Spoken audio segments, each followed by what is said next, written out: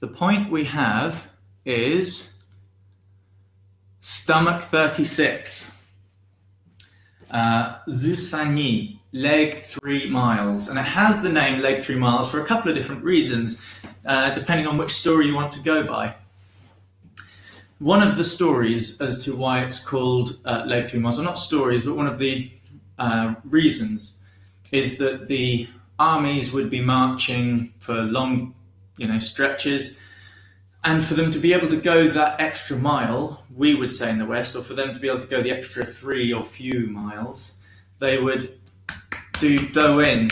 They would do this tapping or massaging or needles if they had access to acupuncturists and needles themselves in this point.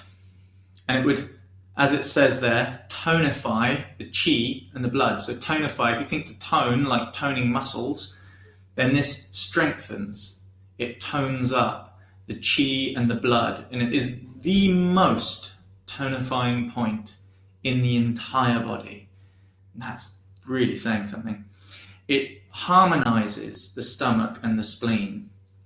So if we have pretty much any sort of imbalance with our stomach and spleen, like I was saying, that could be physically digestion, the feeling of the flesh in the body, the feeling of being a bit ungrounded, or maybe some kind of emotional nurturing and nourishment. Maybe it's unclear mind. All of these different levels. This can bring a little bit of harmony to this quality within us, and strengthens the body quite clearly. It actually gets the stomach really breaking down foods, helps the spleen to extract all of that good chi from the food and spread it all the way out across the 4 limbs, and helps that sort of the body feeling supported and strengthened. Okay, now someone asked a while back, where is gallbladder 34 in relation to stomach 36? And here on the picture you can see quite clearly that there's a gallbladder point we did before, and it's slightly further around to the side, slightly higher up, and it's more where you feel a tendon. And gallbladder and liver have much more of a tendon-like feeling when you contact them. And stomach and spleen have much more of a fleshy feeling. And as we have said, the liver and gallbladder, they govern the tendons and the sinews of the body, whereas the stomach and spleen really governs the flesh, the muscle, the fleshiness of our body. And so that's why it's much more of a soft, squidgy muscle kind of feeling compared to a more tendon feeling. And you can see in the picture it's a bit further over to the side as well.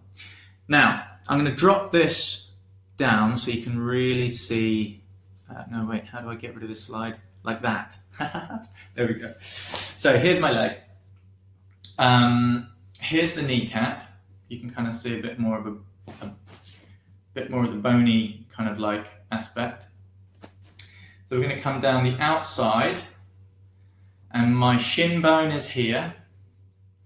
And what you have, with some people it's really obvious, you have this bony outcrop on the shin below the kneecap. So here's the kneecap. Here's a bony outcrop on the shin called I believe it's called the anterior tibial crest. But it's a lump of bone on the front of your shin. And you're kind of like either level with the prominence or just below the prominence of your tibial crest. And it's in the muscle to the side of it.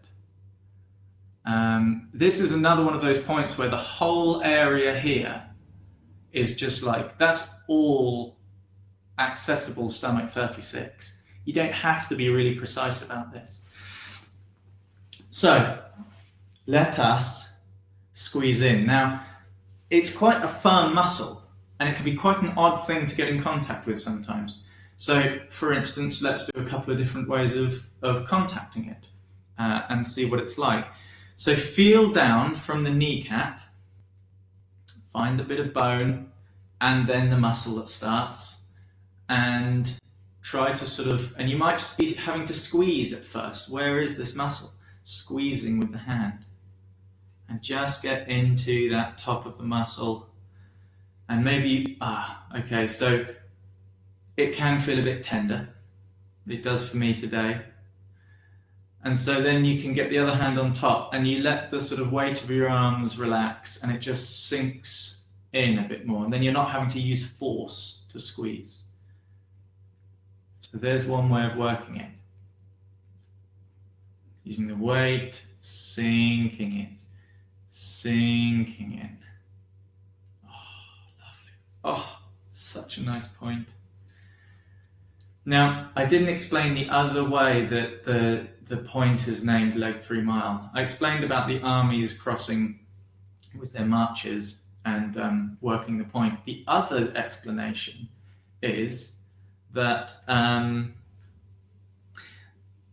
when the villages wanted to message another village or a nearby town, they would often use one of the children, young, vibrant, healthy kid in the village, to become like the messenger.